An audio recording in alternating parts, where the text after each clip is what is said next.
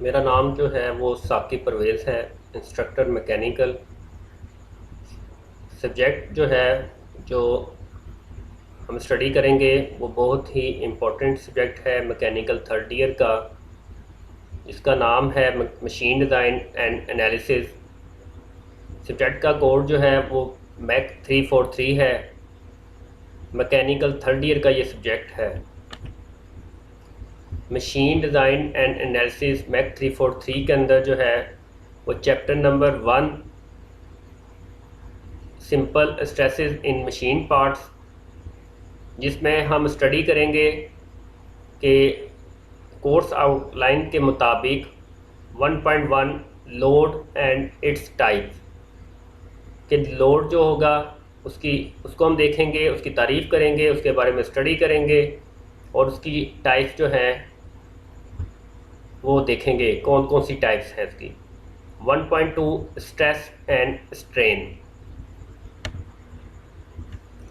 सबसे पहले machine design की तारीफ़ करेंगे कि मशीन डिज़ाइन इंजीनियरिंग की एक शाख है जिसमें मशीनों और इनके हिस्सों का डिज़ाइन करना सिखाया जाता है, जिसमें तमाम मशीनी अज्जा के काम करने की नौइयत, इन पर अमल करने वाली क़ुव्वतों और मटीरियल की खसूसियात के बारे में तवज्जो रखी जाती है ताकि मशीन जो है वो काम के दौरान या वर्किंग के दरमियान नाकाम ना हो।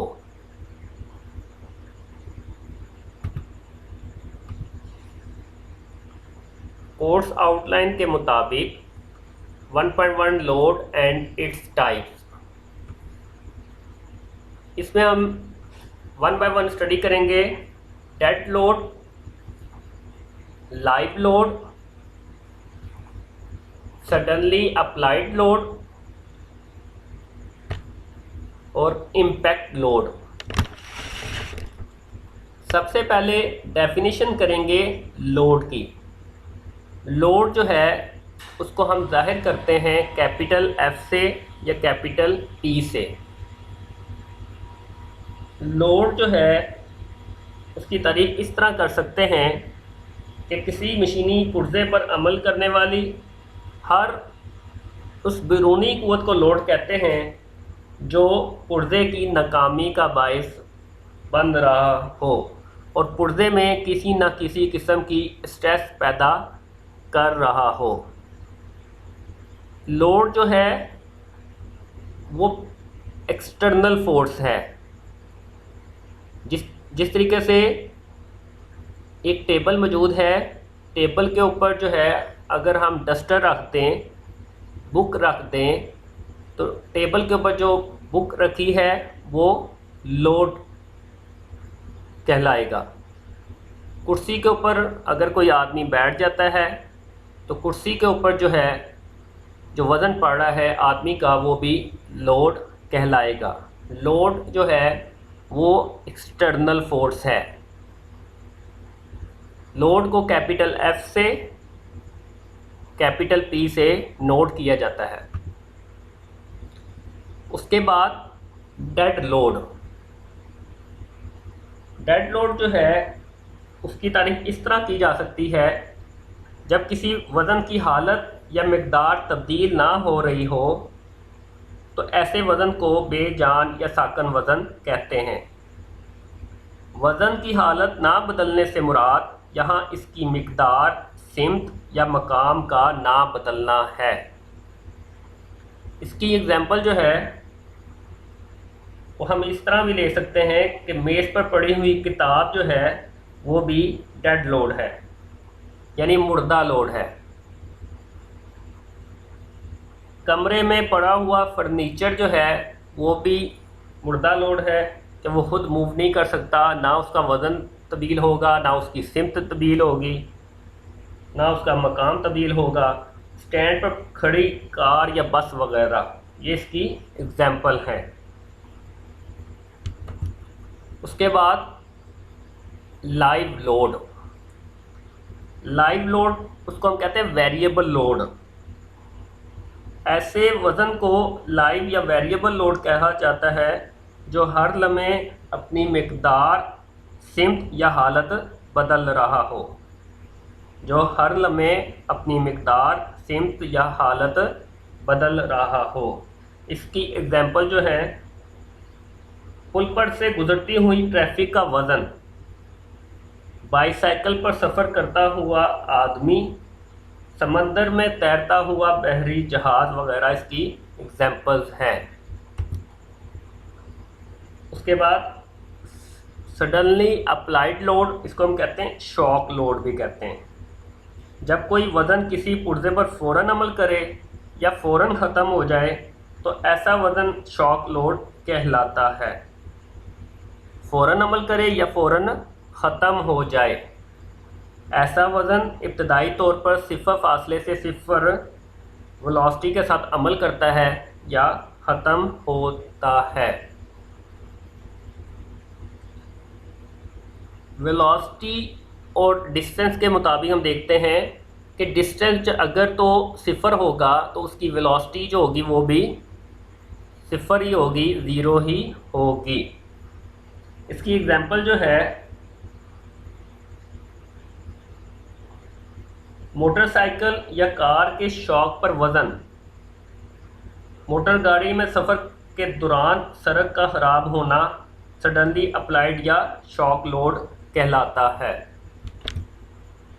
इम्पैक्ट लोड, ऐसे वज़न या ऐसा वज़न जो किसी पुर्जे पर किसी फासले से कुछ इब्तदाई वेलोसिटी के साथ अमल करे तो ये इम्पैक्ट लोड कहलाता है, जिसमें हम देखते हैं कि कुछ डिस्टेंस ट्रैवल करेगा और कुछ इनिशियल वेलोसिटी जो होगी उसके अंदर होगी। ऐसा वज़न जो किसी पुर्जे पर किसी फासले से कुछ इब्तदाई वेलोसिटी के साथ अमल करे तो ये इम्पैक्ट लोड कहलाता है। इसकी एग्जांपल जो है, हथौड़े से कील लगाना, फोर्जिंग के अमल के दौरान हथौड़े का इस्तेमाल, ये इसकी एग्जांपल्स हैं।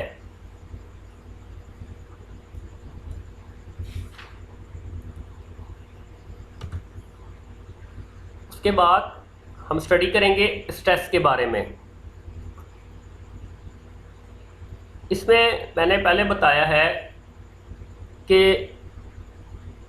स्ट्रेस को से पहले जो है वो हमने स्टडी किया है कि लोड के बारे में। हम लोड को दोबारा स्टडी करते हैं कि लोड जो है वो हर बैरूनी क़ुव्वत होती है, एक्सटर्नल फोर्स होती है, और स्ट्रेस जो है वो इंटरनल फोर्स होती है। ये एक रॉड है, रॉड के ऊपर दोनों तरफ से फोर्सेस अमल कर रही हैं। ये फोर्सेस जो हैं वो लोड है, ठीक है। अब दोनों तरफ से फोर्स अमल करेंगी तो सेंटर में एक जो है वो नेक बनेगा, इसको ब्रेक करने की कोशिश करेगा। लेकिन ये जो स्ट्रेस जो है जिसको हम कहते हैं कि इंटरनल फोर्स जो है वो कोशिश करेगी कि ये जो है वो रॉड ब्रेक ना हो।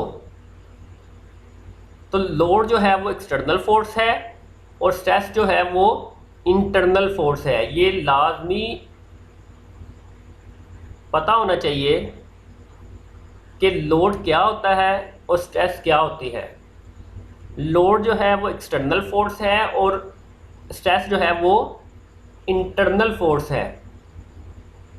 स्ट्रेस जो है उसको स्मॉल एस से या स्मॉल एफ से ज़ाहिर किया जाता है। यह है force per unit area. Area जो है वो चेंज हो सकता है। अगर तो हम इस रॉड की जगह पे ये जो है वो एक रेक्टेंगुलर ले लें तो उस सूरत में लंबाई से चौड़ाई जो होगी वो उसका एरिया होगा। और अगर इस सूरत में अगर हम देखेंगे तो एरिया जो होगा उसका चेंज होगा। वो अगर सॉलिड हो रॉड तो पाई डी स्क्वायर 4 होगा, और अगर तो हालो हो तो पाई/4 डी आउटर का स्क्वायर माइनस डी इनर का स्क्वायर होगा। स्ट्रेस जो है उसको स्मॉल एस से और स्मॉल एफ से नोट किया जाता है। स्ट्रेस की तारीफ इस तरह की जा सकती है कि किसी मशीनी एलिमेंट पर जब कोई बैरूनी क़ुव्वत अमल करे यानी लोड अमल करे तो पुर्जे के जिस्म में इस अमल के ख़िलाफ़ पैदा होने वाली मुज़ाहमती क़ुव्वत फ़ी इकाई रकबा स्ट्रेस कहलाती है। दोबारा इसकी तारीफ़ करता हूँ मैं। किसी मशीनी एलिमेंट पर जब कोई बैरूनी क़ुव्वत अमल करे तो पुर्जे के जिस्म में इस अमल के ख़िलाफ़ पैदा होने वाली मुज़ाहमती क़ुव्वत फ़ी इकाई रकबा, जिसको हम कहते हैं पर यूनिट एरिया, स्ट्रेस कहलाती है, जिसे यूनिट स्ट्रेस भी कहते हैं। इसकी एग्जांपल ये भी देख लें कि एक जो है, मैंने जिस तरह लोड की बात की थी कि टेबल के ऊपर अगर बुक को रख दिया जाए या डस्टर को रख दिया जाए तो बुक का जो वज़न है टेबल के ऊपर पड़ रहा है वो लोड कहलाएगा। ठीक है। अब टेबल के ऊपर बुक का जो वज़न है वो लोड है, वो कोशिश कर रहा है कि उसको मैं ब्रेक कर दूं, या वो ब्रेक लोड कर देगा या वो ब्रेक नहीं करेगा। अब लोड जो है वो बुक का वज़न जो है वो पड़ रहा है टेबल के ऊपर। अब टेबल जो है वो रिएक्शन फोर्स दे रही है। इंटरनल फोर्स जो होगी, मुज़ाहमती क़ुव्वत जो होगी टेबल की, वो है stress, force per unit area. इसका फार्मूला जो है स्मॉल एफ या S is equal to F over A, force per unit area.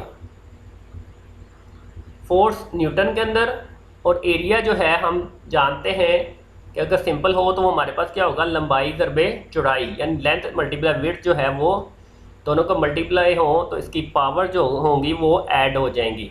तो इसका यूनिट जो होगा वो होगा Newton per square millimetre. Stress का फार्मूला क्या है, फोर्स पर यूनिट एरिया, और उसका यूनिट जो है वो न्यूटन पर स्क्वायर मिलीमीटर। इसी तरीके से अगर एरिया जो होगा लेंथ दर पे विड्थ, लेंथ भी मीटर में हो, विड्थ भी मीटर में हो तो स्क्वायर मीटर बन जाएगा, इसका यूनिट बनेगा न्यूटन पर स्क्वायर मीटर। ये इसको हम कह सकते हैं, ये 1 newton per square metre is equal to 1 pascal, कि जब भी स्ट्रेस के साथ उसका यूनिट पास्कल लिखा हो तो हम उसकी जगह पर न्यूटन पर स्क्वायर मीटर लिख सकते हैं या लिखा जाता है।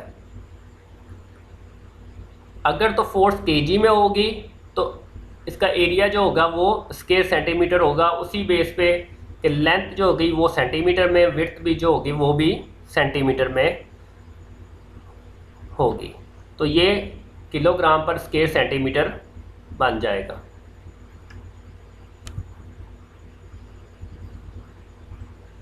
स्ट्रेन के बारे में स्टडी करते हैं। स्ट्रेन जो है, जब कोई क़ुव्वत किसी जिस्म पर दबाव डालती है तो इस जिस्म में बगाड़ पैदा होता है। जिस्म की इकाई लंबाई में पैदा होने वाला बगाड़ यूनिट स्ट्रेन या स्ट्रेन कहलाता है। इसे ई से ज़ाहिर किया जाता है। इसकी तारीफ़ ये है जिस तरह मैंने की है। अब इसको तारीफ़ को हम देखते हैं दोबारा।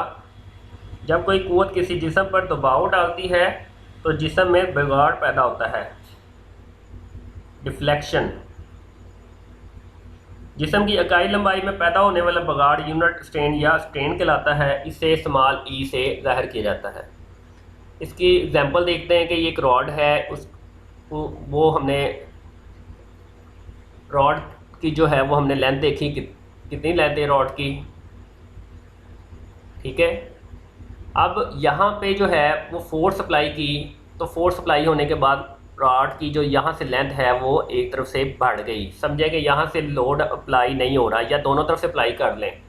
दोनों तरफ से अप्लाई करेंगे, रॉड की जितनी लेंथ बढ़ जाएगी वो इसको दोनों रॉड्स को सेम एक पोजीशन पे रखेंगे।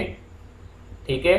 और एक तरफ से हम देख लेंगे इसकी लेंथ कितनी इंक्रीज़ हो गई है, या इस रॉड की लेंथ जो है वो हम देखेंगे कितनी है, और जब लोड अप्लाई करने के बाद हम देखेंगे तो उसकी लेंथ जो है कि जितनी इंक्रीज़ हो जाएगी वो डेल्टा एल कहलाएगा, या डेल्टा कहलाता है, या डेल्टा एल। तो इसका जो है वो फार्मूला है change in length over original length, change in the length over original length, या डेल्टा एल ओवर एल। ये है स्ट्रेन। स्ट्रेन जो है उसको स्मॉल ई से ज़ाहिर किया जाता है। चेंज इन लेंथ जो है वो मिलीमीटर के अंदर है और लेंथ जो है वो भी मिलीमीटर के अंदर है, क्योंकि यहाँ पे भी डायमेंशन मिलीमीटर के अंदर है तो चेंज भी मिलीमीटर में आएगा, तो ये कैंसिल हो जाएंगे।